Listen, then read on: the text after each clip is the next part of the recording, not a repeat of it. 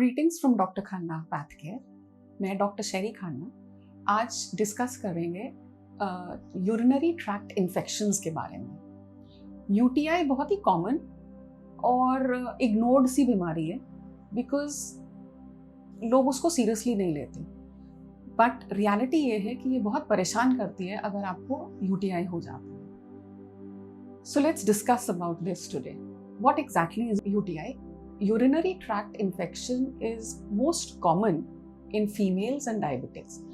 तो जो फीमेल्स होती हैं और जो डायबिटिक होते हैं उनमें ये कॉमन होता है। इसके सिम्टम क्या होते हैं? बार बार यूरिन जाना या यूरिन करते समय जलन का फीलिंग होना, डार्क क्लाउडी यूरिन पास करना, और थोड़े टाइम के बाद इस सिम्टम्स को अगर इग्नोर कर देते हैं तो इनफैक्ट फीवर विद चिल्स, बहुत हाई फीवर 104 तक चले जाता है, उसका कॉज नहीं समझ में आता। And that is when patients generally come to us. जब फीवर होता है तो पेशेंट्स आते हैं, उससे पहले जनरली फीमेल्स तो इग्नोर ही करती हैं, ये देखा जाता है प्रैक्टिस में। The first thing I need to specify कि यूरिनरी ट्रैक्ट इन्फेक्शन को शर्म के मारे इग्नोर मत कीजिए। It is treatable and it is you can prevent it also. So आज जो हम बात करेंगे वो ये बात करेंगे कि हम इसको कैसे ट्रीट करते हैं, कैसे डायग्नोज करते हैं, और फिर कुछ पॉइंट्स कि कैसे हम इसको प्रिवेंट कर सकते हैं। सबसे पहला पॉइंट कि हम ये फीमेल्स और डायबिटिक्स में क्यों होता है। तो अगर हम एनाटॉमी देखें, यूरिन प्रोड्यूस होता है किडनी से, यूरेटर से वो ब्लैडर में जाता है, और ब्लैडर से यूरेथ्रा, ये दो ट्यूब्स हैं जो जहाँ यूरेटर और यूरेथ्रा, जहाँ से वो फाइनली बाहर हम डिस्कार्ड करते हैं। तो जो यूरेथ्रा होता है वो छोटा होता है फीमेल्स में, उसकी लेंथ छोटी होती है। तो क्योंकि लेंथ छोटी होती है, बाहर से इन्फेक्शन का या बैक्टीरिया का अंदर ब्लैडर तक पहुंचना इजी हो जाता है। और डायबिटीज में क्योंकि उनके शुगर लेवल्स हाई होते हैं तो यूरिन में भी शुगर लेवल आता है हाई। तो शुगर जो है वो बैक्टीरिया के लिए खाना है, तो ऑटोमेटिकली उसको खाना मिल रहा है, वो वहां पे ग्रो करेगा बैक्टीरिया। सो ये दो कारण होते हैं, इसलिए हम फीमेल्स में और डायबिटिक्स में ज़्यादा मिलता है। अब हमने करना क्या है अगर हमें होता है? तो सबसे पहले तो डॉक्टर को दिखाना है। डॉक्टर कुछ टेस्ट देगा, टेस्ट में हमको यूरिन देना होता है। लेकिन आई एम अ पैथोलॉजिस्ट और मुझे पता है कि आधे से ज़्यादा लोग यूरिन ठीक से नहीं दे पाते। यूरिन देते समय मोस्ट इम्पॉर्टेंट चीज़ें जिनका ध्यान रखना है, यूरिन एक स्टेराइल कंटेनर में लेना है। हमारी लैब से आप या फिर कोई केमिस्ट से कंटेनर पिकअप कर सकते हैं जो स्टेराइल हो, जो गैमा इरेडिएटेड हो और एक सील्ड उसमें आ रहा हो, ताकि उसमें ऑलरेडी बैक्टीरिया ना प्रेजेंट हो, वरना हवा में सब जगह बैक्टीरिया होते हैं तो वो वाली कंटैमिनेशन हो जाता है। दूसरा पॉइंट जो ध्यान रखने वाला है कि हमें clean catch mid stream sample चाहिए। इन दो वर्ड्स का मतलब क्या है? क्लीन कैच मतलब हमको ट्रिकल करता हुआ इधर उधर से स्किन से लगता हुआ यूरिन नहीं चाहिए।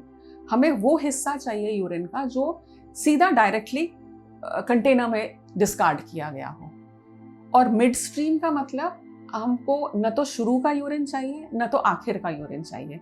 जब आप यूरिन करें तो शुरू का थोड़ा सा डिस्कार्ड कर दें, फिर आप बीच वाला जो यूरिन है वो हमें देंगे, और फिर जो लास्ट वाला है वो फिर से डिस्कार्ड कर लेंगे। सो हमें मिड स्ट्रीम दैट मीन्स बीच का सैंपल, और क्लीन कैच दैट मीन्स कहीं से स्किन से ना लगा हुआ हो ऐसा सैंपल चाहिए। तीसरी बात जिसका ध्यान रखना है कि यूरिन का सैंपल देने से पहले आप उस एरिया को क्लीन कर लें। तो जब आप क्लीन करेंगे तो आसपास के जो स्किन के बैक्टीरिया होंगे वो नहीं आएंगे। इन तीन चीज़ों का जब आप ध्यान देंगे तो जो यूरिन हमारे पास आएगा वो फिर हम उसको ग्रो करते हैं, कल्चर करते हैं, और उस बैक्टीरिया को खाना देते हैं ताकि वो बैक्टीरिया हमारे कल्चर प्लेट्स पे ग्रो करता है, और फिर हम उस बैक्टीरिया को लेके उसकी 15-20 एंटीबायोटिक्स के साथ उसकी सेंसिटिविटी चेक करते हैं। मतलब हम ये टेस्ट करते हैं, एंटीबायोटिक की डिस्क लेते हैं, उस बैक्टीरिया को ग्रो करते हैं, और फिर ये चेक करते हैं कि क्या ये एंटीबायोटिक की डिस्क उस बैक्टीरिया को मार पा रही है कि नहीं। अगर वो उस प्लेट में मार पा रही है तो चांसेस अच्छे हैं कि वो आपकी बॉडी में भी वो वाला एंटीबायोटिक काम करेगा और बैक्टीरिया को मार देगा। क्या ब्लड से भी कोई टेस्ट होते हैं यूरिन इन्फेक्शन के? तो हाँ, डेफिनेटली होती हैं, क्योंकि जब बॉडी में इन्फेक्शन होता है तो हमारे सबसे पहले सेल्स जो बॉडी के होते हैं वो हैं WBCs, और उसमें भी न्यूट्रोफिल्स। ये सेल्स बहुत ज़्यादा मल्टीप्लाई करते हैं ताकि वो इस इन्फेक्शन को फाइट कर सकें। तो ये हमारे वॉरियर्स हैं ब्लड के। इसलिए ब्लड से हमें पता चल सकता है कि हमारे TLC, that is the total leucocyte count, and जो न्यूट्रोफिल्स हैं अगर वो बढ़े हुए हैं, अगर हमारा ESR बढ़ा हुआ है, तो हमारे को डेफिनेटली एक इंडिकेटर है कि ये यूरिनरी ट्रैक्ट इन्फेक्शन है। अब यूरिनरी ट्रैक्ट इन्फेक्शन एक तो नॉर्मल होता है कि एक बार ही हुआ और ख़त्म। कुछ लोगों में ये बार बार होता है, उसको हम कहते हैं रिकरेंट UTI या क्रॉनिक UTI। हम कब कहते हैं कि इसको रिकरेंट या क्रॉनिक UTI है? जब एक साल में 3 बार से ज़्यादा उसको रिकरेंट UTI का एपिसोड हो रहा हो। सो इन पेशेंट्स के लिए 2-3 चीज़ों का ध्यान रखना है। नॉर्मली तो हम लोग फिर एंटीबायोटिक देते हैं तो पेशेंट ठीक हो जाता है, बट रिकरेंट UTI में हमें पेशेंट को काउंसिल करना पड़ता है कि आप सबसे पहले यूरिन होल्ड मत कीजिए, बिकॉज अगर आप यूरिन होल्ड करके रखेंगे ब्लैडर में तो वो जो है वहाँ पे बैक्टीरिया के ग्रोथ का चांसेस इंक्रीज हो जाता है। दूसरा पॉइंट, आप बहुत सारा पानी पीजिए ताकि वो बैक्टीरिया फ्लश आउट होते रहे। सो अगर आप पानी कम पी रहे हैं दिन में तो डेफिनेटली आपके चांसेस बढ़ जाते हैं। तीसरा, हम उनको समझाते हैं कि कैसे उस एरिया को साफ रखना होता है, बिकॉज कई बार जो है जब आप टॉयलेट जाते हैं तो उसके बाद आप जब वॉश करते हैं तो वो हमेशा आगे से पीछे की तरफ वॉश करना है। अगर आप एनस से यूरिथ्रा की तरफ वॉश करेंगे या क्लीन करेंगे तो जो आपके एनस के इकोलाई बैक्टीरिया हैं वो आपके यूरिन में जाके इन्फेक्शन करेंगे। सो इन चीज़ों का अगर आप ध्यान रखेंगे तो UTI आपको कम होने के चांसेस हैं। डेफिनेटली अगर डायबिटिक हैं तो आपको शुगर्स को कंट्रोल करना ही है।